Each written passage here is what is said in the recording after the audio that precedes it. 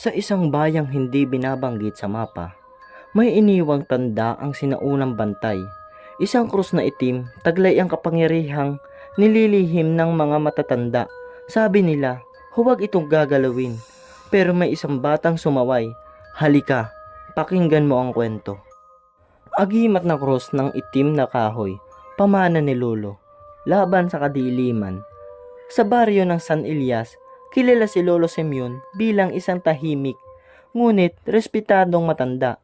Hindi siya basta-basta kinakausap ng mga bata, hindi dahil sa takot, kundi dahil sa misteryosong bumabalot sa kanya. May suot siyang krus sa leeg. Hindi karaniwang krus, kundi kulay itim na kahoy, makintab at tila buhay ang kinang sa ilalim ng araw.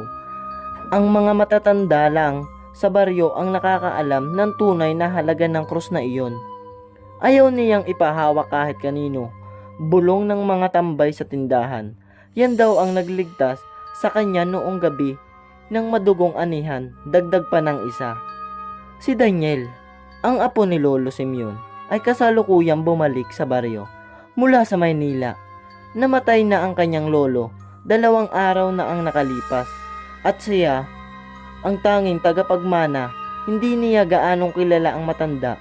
Lumaka kasi siya sa syudad. Mula ngayon, bilang huling hiling ng kanyang lola bago ito rin na maalam noong nakaraang taon, kailangan niyan dumalo sa pagbuburol at ayusin ang iniwang mga gamit ni Lolo. Gabi na ng kanyang pagdating sa lumang bahay sa gitna ng maisan. Wala na ang dating ganda ng paligid, madilim, tahimik at tila may malamig na simoy ng kakaiba na natural na hangin ng probinsya. Pagpasok niya sa bahay, sinalubong siya ni Mang Teryo, ang matandang katiwala. Daniel, mabutit dumating ka. Sa iyo iniwan ng lolo mo ang agimat. Agimat? Kunot noon niyang tanong. Tumango si Mang Teryo at inilabas mula sa baol ang isang kahong gawa rin sa itim na kahoy. Binuksan ito at doon nakapatong ang itim na krus na palaging suot ni Lolo Simeon. Yan ang krus, ani ni Mang Teryo. Hindi basta palamuti. Yan ang tanging panangga laban sa kadilimang matagal nang nakatago sa kagubatan ng San Elias. Natawa si Daniel. Panangga? Ano to? Kwentong pambata? Ngunit seryoso si Mang Teryo. Daniel, hindi ito biro. Nagsisimula ng gumalaw ang kadiliman dahil wala na ang lolo mo. Ikaw na ang tagapagdala ng liwanag na iyan. Isuot mo ang krus, huwag mo yang wawala. Dahil sa pagod, tinanggap na lamang ni Daniel ang krus. Matapos ang gabi ng lamay, nagpaiwan siya sa bahay upang magpahinga. Ngunit pagkalipas ng hating gabi, may narinig siyang kaluskos mula sa labas. Tumayo siya mula sa kama, kinuha ang flashlight at isinabit sa leeg ang krus. Hindi dahil naniniwala siya, kundi para sa respeto kay lolo. Bumaba siya at lumabas sa balkonahe. May gumagalaw sa paligid ng maisan, mga aninong mabilis, lumilipat sa pagitan ng mga tanim. Narinig niya ang mumunting alingawngaw ng halakhak, mababang halakhak na parang gutom. Nararamdam niyang bumigat ang hangin. Ang mga halaman ay tila yumuko at may malamig na ihip ng hangin na parang may kasamang bulong. Sa di kalayuan, sa may gilid ng kakahuyan, nakita niya ang 3 nilalang. Hindi tao, hindi rin hayop. Matangkad, may baluktot na galamay at pulang-pula ang mga mata. Parang sinunog ang balat, itim, nangingitim palalo sa bawat hakbang. Bigla silang lumingon kay Daniel. Napako ang kanyang mga paa. Ang puso niya'y bumilis ang tibok. Ngunit nang sumiklab ang liwanag mula sa itim na krus sa kanyang dibdib, napaurong ang mga nilalang. Napasigaw sa sakit at agad umatras, papasok sa kakahuyan. Nanlilisik ang kanilang mga mata, ngunit hindi sila makalapit. Nang mawala ang mga ito, biglang nanghina si Daniel. Parang nabawasan ng lakas ang kanyang katawan. Bumalik siya sa loob ng bahay at sinarado ang pinto. Naupo sa sahig, hinihingal. Sa kanyang kamay, mahigpit niyang hawak ang krus. Doon lang niya naisip na totoo nga ang sinabi ni Mang Teryo. Kinabukasan, pinuntahan niya si Mang Teryo sa kubo nito, sa tabing dagat. Kailangan kong malaman ang lahat, sabi niya. Ano bang pinasok ko? Malalim ang buntong hininga ni Mang Teryo bago siya nagsalita. Ang krus na iyan ay gawa sa kahoy ng isang punong matagal nang binabantayan ng ating mga ninuno. Ang itim na balete. Ipinako diyan ang mga tanda upang hindi makalapit ang mga nilalang mula sa ilalim ng lupa. Ang mga nilalang na yun ay mga nilikhang ipinanganak mula sa kadiliman. Hindi sila basta-basta mga halimaw. Sila ay mga nilalang na nabubuhay sa takot at dugo. Hanggat hindi natutunaw ang itim na krus, hindi sila makakatawid sa buong baryo. Ngayon, Daniel, ikaw na ang tagapangalaga. Darating ang gabi na susubukan nilang kunin iyan. At kung hindi ka handa, malulunod sa dilim ang buong San Elias. Hindi na muling natawa si Daniel. Sa mga sumunod na araw, nararamdaman niyang hindi na siya nag-iisa. Ang paligid ng bahay ay laging may gumagalaw tuwing gabi. Ang mga hayop sa bukid ay parang may nararamdaman. At sa kanyang panaginip, paulit-ulit niyang naririnig ang boses ng kanyang lolo. Ang krus ay hindi lamang panangga-apo. Ito'y suyusirin. Kapag dumating ang tamang oras, gamitin mo ito para isara ang pintuan ng kadiliman. Ngunit, saan ang pintuang iyon? Paano ito hahanapin? Hindi niya alam. Ngunit isang bagay ang malinaw. Darating ang gabi ng pagsubok at kailangan niyang maging handa. Lumipas ang 3 araw mula nang makita ni Daniel ang mga nilalang sa maisan. Hindi pa man niya lubos na maintindihan ang lahat. Malinaw sa kanya na ang itim na krus ay may kapangyarihan totoo. At may dahilan kung bakit ito ipinasa sa kanya gabi-gabi bago matulog. Sinisigurado niyang suot ang agimat. Ngunit sa ika-4 na gabi, may kakaibang sigla sa hangin. Hindi ito kagaya ng mga naunang gabi. Ang kalangitan ay tila masyadong mabigat at ang buwan, bagamat maliwanag, ay natatakpan ng gumagalaw na ulap. Tahimik ang buong paligid. Pero hindi mapalagay ang pakiramdam ni Daniel. Habang siya'y nasa loob ng bahay, biglang bumukas ang radyo sa mesa. Wala itong baterya. Dati nang sirado ito. Simula papagkamatay ni Lolo. Ngunit ngayon, may mahinang tunog na tila pag-iyak ng hayop na hindi mawari kung aso or baboy ramo. Hindi ito normal, bulong ni Daniel. Habang unti-unting kinukuha ang itim na krus mula sa ilalim ng kanyang damit. Lumabas siya sa bahay, dala ang flashlight at ang itim na krus na mahigpit niyang hawak. Sa kanyang paanan, nanginig ang lupa. Hindi malakas pero sapat na para maramdaman na may gumagalaw sa ilalim.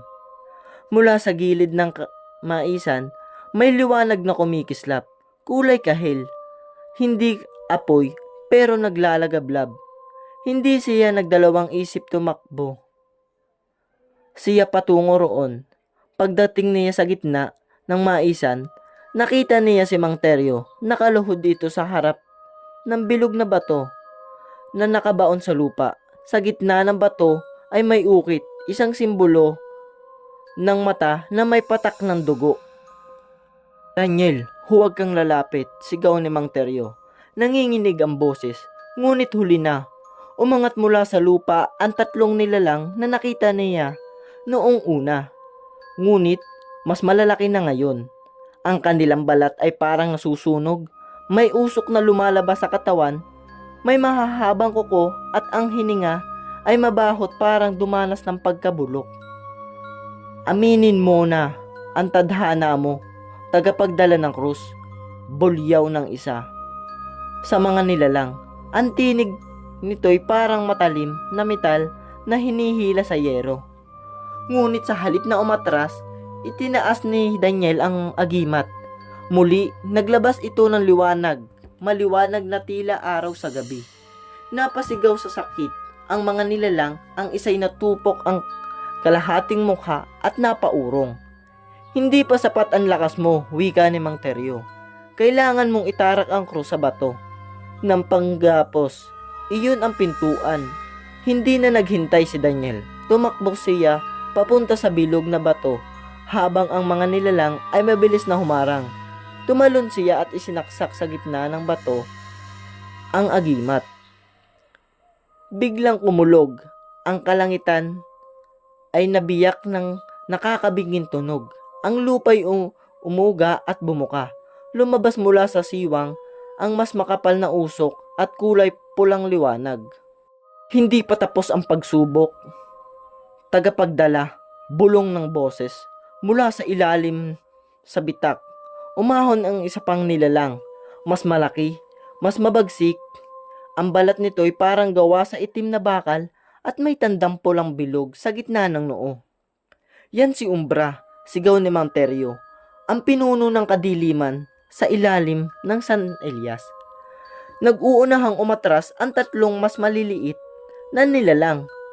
Para bang sila mismo'y takot kay Umbra. Ngunit si Daniel, kahit nanginginig, ay hindi umurong. Patuloy ang liwanag mula sa itim na krus. Ngunit hindi ito sapat upang itaboy si Umbra. Lumapit ang halimaw. Ang bawat hakbang ay may kasamang pagbitak ng lupa. Tumigil ito sa harap ni Daniel at sinuntok siya. Tumalsik siya sa lupa, tumama ang likod sa puno ng mangga at napayuko sa sakit. Walang bisa ang agimat mo sa akin kung hindi mo kilala ang buong kapangyarihan nito, sigaw ni Umbra. Duguan si Daniel, ngunit habang dinadala niya ang kamay sa kanyang dibdib, muling nagliwanag ang krus. Higit pa sa dati, mula sa likuran. Parang may dumaloy na lakas na hindi niya maipaliwanag. Ang mga mata niya'y kumikislap ng puting liwanag. Hindi niya alam kung bakit, pero alam niyang kailangan niyang manindigan. Tumayo siya, itinaas ang krus, at sa unang pagkakataon, sumigaw siya ng buong lakas. Liwanag, ipagtanggol mo ang bayang ito. Sumambulat ang liwanag mula sa krus. Hindi na puti, kundi kulay gintong may kasamang bughaw na apoy. Napaatras si Umbra. Ang balat nito'y nagsisimulang mabiyak. Ang mga nilalang sa paligid ay nagtatakbuhan pabalik sa ilalim ng lupa. Si Mang Teryo ay lumapit kay Daniel. Hinawakan ang balikat nito. Naabot mo na ang unang pagbubukas ng kapangyarihan. Pero hindi pa ito ang wakas. May ikalawang pinto sa gilid ng ilog putol. Doon nagsisimula ang ugat ng kadiliman. Hinugot ni Daniel ang krus mula sa bato. Ang paligid ay tahimik. Ngunit ang hangin ay nananatiling mabigat. Handa na ako, mahina. Ngunit buo ang kanyang boses. Kung ito ang pamanan ni Lolo, tatapusin ko ito. Ngunit sa likod ng mga dahon, sa pagitan ng kadiliman, may dalawang mata ang nanunood. Mata ng isang mas masahol na nilalang. Hindi pa tapos ang laban. Makulimlim ang langit habang naglalakad si Daniel at Mang Teryo papunta sa ilog putol. Dalawa lang sila, ngunit buo ang loob ni Daniel. Sa kanyang dibdib, suot pa rin niya ang agimat na krus. Itim ang kahoy, ngunit may buhay ang liwanag. Ramdam niya ang bigat ng misyon sa bawat hakbang, lalo na't sabi ni Mang Teryo, sa ilog na iyon, nagsisimula ang ugat ng kadiliman. Bakit sa ilog ng putol? Tanong ni Daniel habang tinatahak nila ang makitid na daan. Doon, itinapon noon ang mga nilalang na nabuhay sa ilalim ng lupa, sagot ni Mang Teryo. Sa ilalim ng ilog, may pintuang dinidiligan ng dugo at takot habang bukas iyon, hindi kailan titigil ang paghapang ng dilim sa San Elias. Pagkarating nila sa gilid ng ilog, tila isang bangungot ang tumambad sa kanila. Patay ang mga isda, nakausli sa tubig ang mga nahating katawan ng kambing, at ang mga puno sa paligid ay nanlilimahid ang mga dahon waring pinutukan ng init mula sa ilalim ng lupa. Sa gitna ng ilog ay isang bilog na bato, kahawig ng bato ng panggapos. Ngunit ang ukit nito ay hindi mata kundi tatlong guhit na may bilog sa gitna. Simbolo raw ng pusod ng dilim ayon kay Mang Teryo. Daniel, wika ng matanda, ito ang huling bahagi ng pamana. Ang cross ay hindi lang panangga, ito rin ang susi sa pagsasara ng pintuan. Ngunit sa oras na itiarak mo yan, sa pusod ng dilim, lalabas ang tunay na anyo ng umbra. At doon, kayo magtatagpo sa huling pagkakataon. Sumalampak si Daniel sa damuhan. Pinagmasdan ang krus sa kanyang mga palad. Handa na ako, ani niya. Kung ito ang hinihintay ng mga nilalang na iyon, ibibigay ko sa kanila ang dapat nilang katapusan. Biglang humampas ang hangin. Kumulog, nagalaglag ang tuyong mga sanga mula sa gitna ng ilog. Bumuka ang lupa, mula roon ay umahon ang mas malaking bitak. Kasunod ang tunog ng mabababang ungol na tila nagmumula sa ilalim ng buong San Elias. Dumating na siya, bulong ni Mang Teryo. Mula sa bitak, lumitaw si Umbra. Hindi na ito katulad ng una. Mas malaki, mas matulis ang mga galamay at ang pulang bilog sa kanyang noo ay nagliliyab na. Nakasuot ito ngayon ng saplot na parang gawa sa balat ng hayop at putik na pinatigas ng dugo. Nagbalik ka, tagapagdala, bulong ni Umbra. Pero hindi mo na kami kayang ibalik sa ilalim, huli ka na. Hindi sumagot si Daniel. Lumusong siya sa tubig papalapit sa bilog na bato. Sa gitna ng ilog, ang kanyang mga mata ay nakatutok sa krus at ang kanyang lakas ay buo na. Buo para sa huling tunggalian.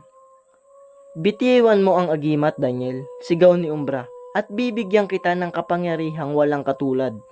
Magiging tagapamahala ka ng dilim. Hindi ako ipinanganak para yumuko, sagot ni Daniel. Ako ang tagapagdala ng krus, at ikaw ay isa lamang sa mga dapat nang mawala. Tumalon si Umbra mula sa pangpang at bumuluso kay Daniel. Napataba si Daniel sa tubig, pero mabilis siyang nakatayo. Inilabas niya ang liwanag ng agimat at itinampat sa katawan ng halimaw. Isang pagsabog ng bughaw at gintong apoy ang kumawala mula sa krus. Umangat ang tubig ng ilog.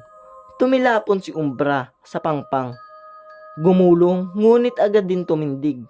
Sugatan ang balat pero hindi pa rin sumusuko. Ang krus na yan ay hindi mo pag-aari. Hindi mo alam ang lihim ng kapangyarihang taglay na yan, sigaw ni Umbra, habang gumuguhit sa hangin ng tatlong bilog na parang markang sumpa.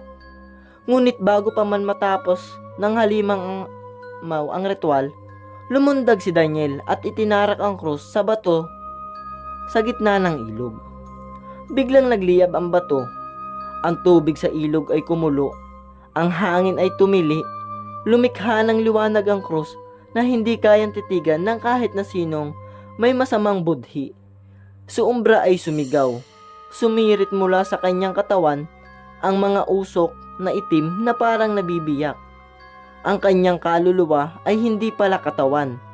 Hindi mo pwedeng tapusin ito. Ako ang simula ng dilim, sigaw ng halimaw, habang pilit na nilalapitan si Daniel.